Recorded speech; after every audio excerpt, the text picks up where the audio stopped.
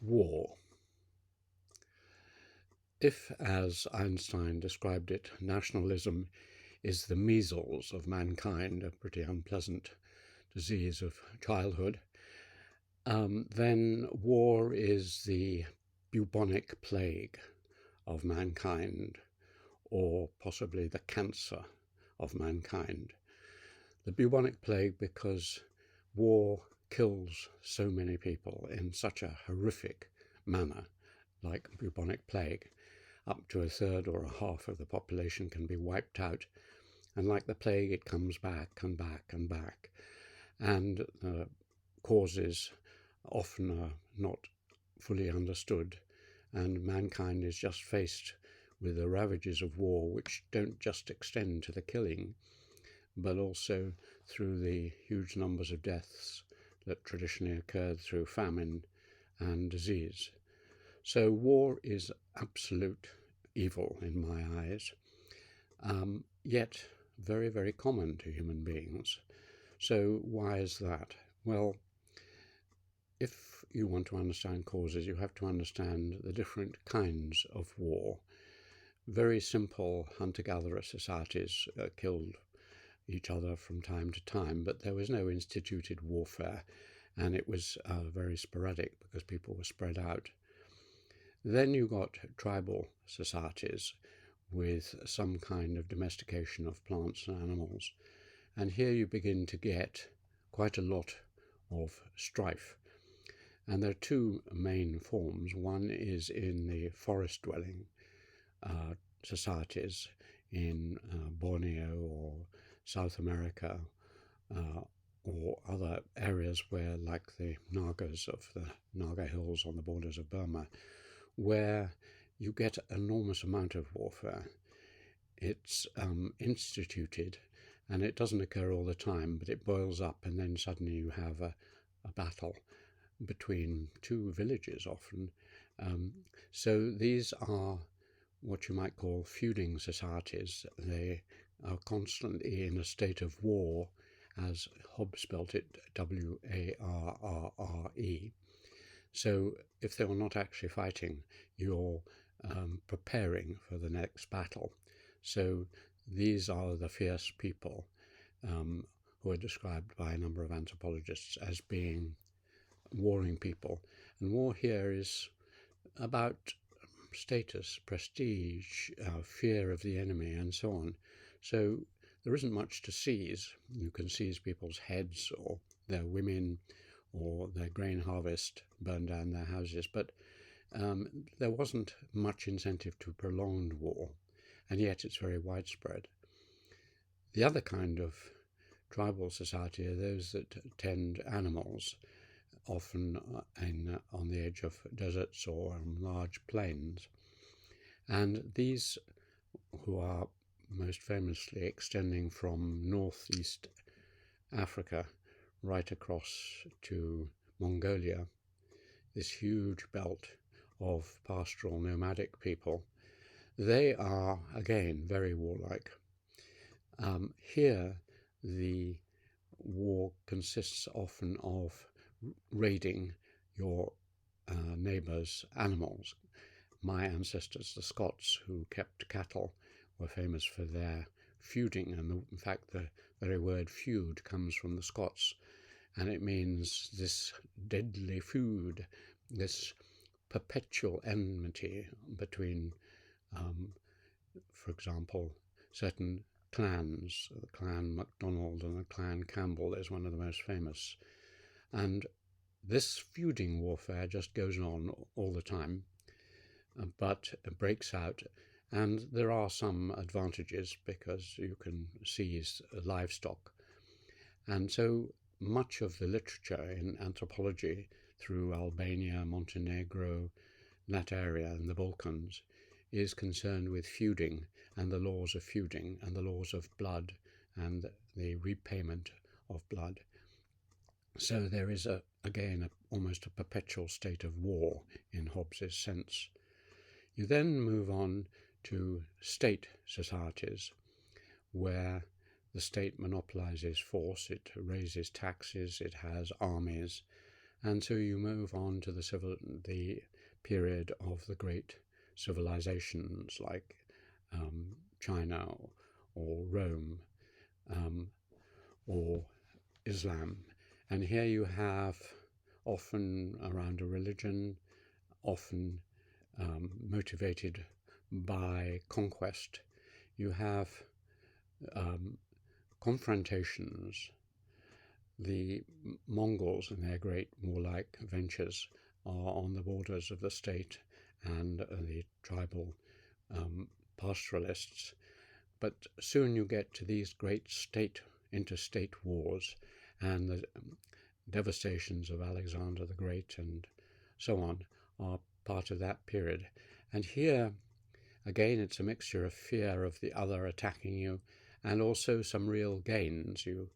One of the cheapest, best ways to obtain extra goods is to seize it from someone else by taking their land and all their assets. So this is state warfare, and on a huge scale through the last 3,000 or 4,000 years, when we've had civilizations with writing and cities and taxation and so on. And that kind of state warfare goes on right through to the 18th, 19th century.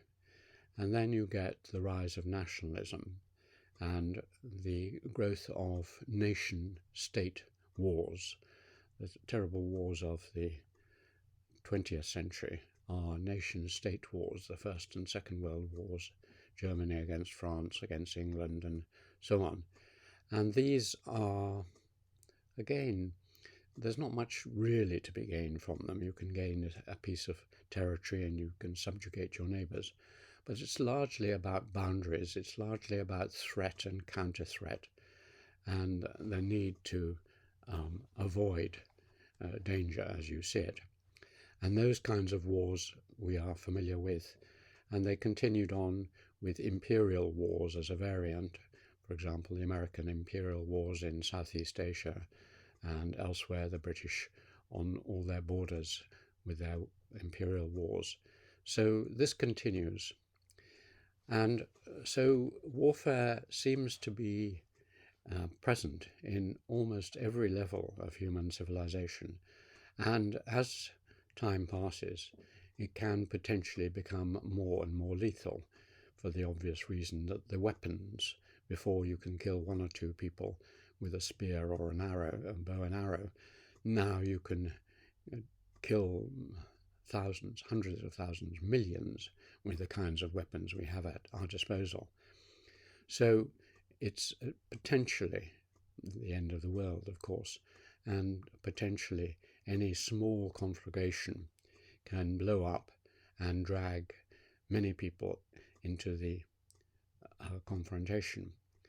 When Kant put forward his suggestions for ending warfare, one of the main ones he said was that you should stop treaties which gave automatic mutual support, so that if country A was attacked, a whole lot of other countries would be dragged into. In other words, the basic principle of NATO. He said this is bound because one small country can either claim to be or be attacked, and you have an international war. And that is what we are faced with now, with the Ukraine wars. So we have completely ignored his advice, and we have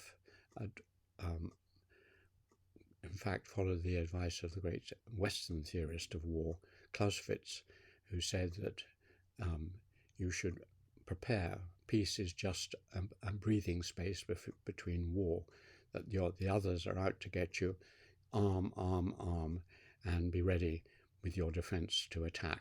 And that's the basic philosophy which you hear spouted by generals when they come onto the radio and so on. The best form of defense is to build up your armies, as if they had looked back over human history and seen what the effect of that was.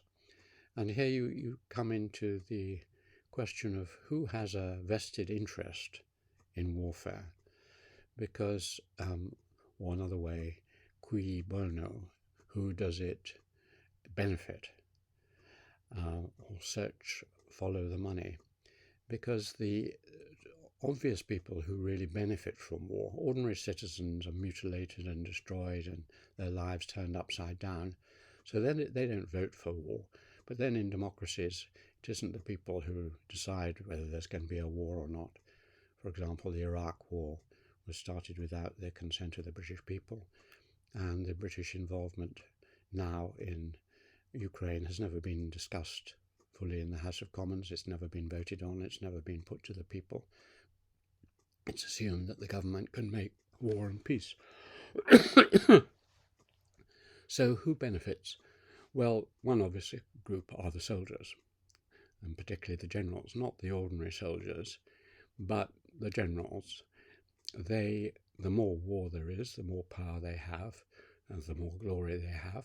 And so it's a great benefit to generals, and you nearly always hear them saying or making the drum beats for war. They're hardly likely to say, we need less weapons, we need less soldiers. So they say, we can't manage, there are new threats, we need new aircraft carriers, we need new smart weapons, we need new, and so on. So they get a big benefit. Then there is the military-industrial complex, as it was called when it was outlined in the later part of the 20th century. And that is that in capitalism, you need to produce products which are destroyed, which have to be replaced. It's no good making permanent things, because obviously that will saturate the market and you'll no longer have a market for them. And of all the destructible objects, weapons are the best. Either they go out of date and so you need new weapons and you throw away the old ones, a huge expense, or obviously you use them and they're quickly used up, and once used up, that's it. So industry, for example, Britain, our main production and our main export, or one of the two or three, are weapons. If there were no more wars and we got rid of weapons manufacture, the British economy would collapse for a while. Same with America, huge investment. And so these people have lobbyists and they have connections. And so if there's ever talk of reducing defense expenditure, which at the moment is over $2.1 trillion, that is 365 days of the funding for the World Health Organization is spent on weapons. Basically, if you started to talk about defunding that, then the military-industrial complex would mean the government was thrown out. They have huge power. It's like the weapons gun lobbyists in America, 100 times over, far more powerful. And so you have the military and the industrial are closely working together to promote more weapons, more defense, more war.